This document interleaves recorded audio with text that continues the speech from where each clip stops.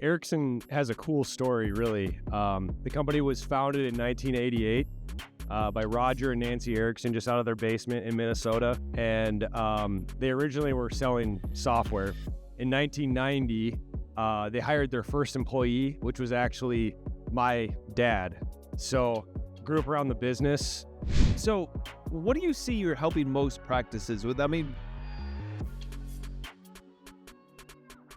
Welcome back to the Doers, the podcast where we dive into the real stories of building, struggling, and thriving in dentistry. I'm your host, Dan Hall. In each episode, we explore the challenges, victories, and lessons learned from the people in the trenches shaping the future of our industry. Today, I'm joined by David O'Reilly, sales executive over at Erickson Technologies. Did I get that right, David? What's your role? Yeah, I'm a technology sales consultant at Erickson Dental Technologies. So I work with practice managers, doctors, helping them with their technology needs on a day-to-day basis. Okay, and we're live at Inner Circle right now, and super exciting. Thanks for being here. You're a sponsor. Thanks for supporting us, bringing some people to the event. How did you get started in technology for dental? It seems so specific. Yeah, so Erickson has a cool story, really. The company was founded in 1988 by Roger and Nancy Erickson just out of their basement in Minnesota.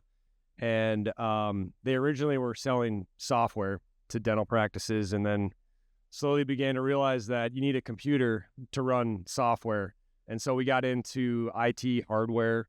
In 1990, they hired their first employee, which was actually my dad. So grew up around the business, and we just did the right thing, took care of dental practices, and we've slowly grown to supporting over 1,200 dental practices across the U.S. And it's just, it's been a journey. Technology has changed drastically over the last 30 years, but we just found that delivering that personal touch and immediate, urgent tech support in the dental practice is super important.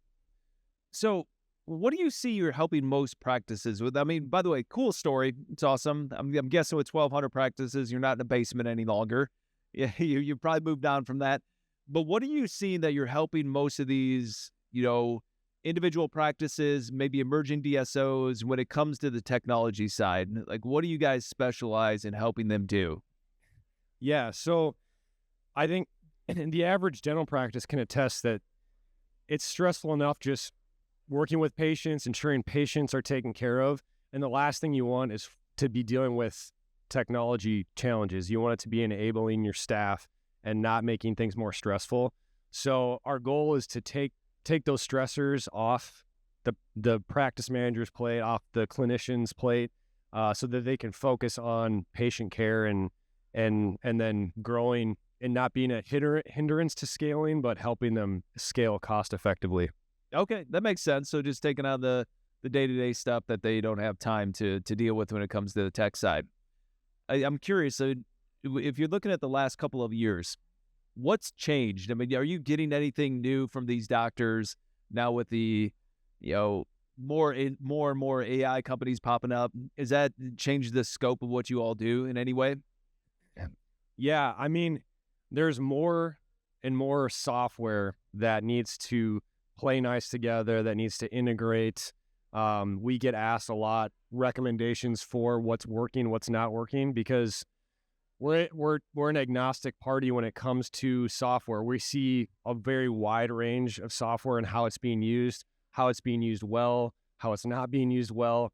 And so it's, these doctors are, not only are you practicing and you need to run a dental practice, but then you also have to think about the business side and the software side. And so they really rely heavily on us to consult them and help them make decisions on what software is going to be best for their specific situation or how they want to grow. Do they want to scale up to 30 locations? Are they just trying to focus on optimizing this 1 to 5 practice setup? We've seen it all, and we've been in business for a long time, so we can really help ease that decision-making process and how they run their practice. Okay, that's super helpful. So you're taking them through the whole journey. Now, let's just pull out a crystal ball, play a little game of pretend here. I'm just curious what your thoughts are if we fast forward I don't even want to say 5 years, 'cause I feel like tech is changing at such a fast rate now. What do you see in like maybe the next 2 to 3 years that's going to be something that we may not have today? Yeah, I mean, I think we're seeing it now. I mean, CareStack has been kind of leading the way in this and consolidating the software down to allowing these practices to have a one-stop shop. And as far as solutions go, just because there's so many players in the space, when it comes to different software options that may integrate with your practice management software, I feel like CareStack does a really good job of eliminating a lot of that and then creating a seamless workflow for the average dental practice. And then obviously AI, I mean, AI is changing month to month, and how clinicians leverage AI, not just for analyzing x-rays, but maybe across patient data and allowing more insights into leveraging AI across the various platforms, whether it's the accounting software, practice management software, imaging software, patient communication. You have all this data, and how can AI become smarter and better utilized to improve the patient experience and to increase the revenue of the practice and profitability. No, that's a really cool concept. So it's almost like consolidating down to one solution and even having AI just pull everything in to chart that whole patient journey from essentially the time that they're looking for a dentist all the way down to maybe recare and accounting and settling their books. Yeah, that'd be really cool if we could get to a state like that in the near future. So I'm just curious, like on a side note from David the person, what's your go-to when you're outside of work? I know you spend a ton of time going through tech stuff, helping these doctors out, but what do you do? Is there a favorite book, sport, hobby? What does David do? Yeah, so I mean, when I can, I like to play pickup basketball in my spare time. But I don't get to do that very often. My wife and I, we have 3 little kids, 7, 4, and 2. So it's a tiring season, but it's a very rewarding and fun time of life. We're just trying to soak it up and spend time with the kiddos when we can. Oh, good for you. That's one of the most important things. You'll have basketball a little later, right? That's right.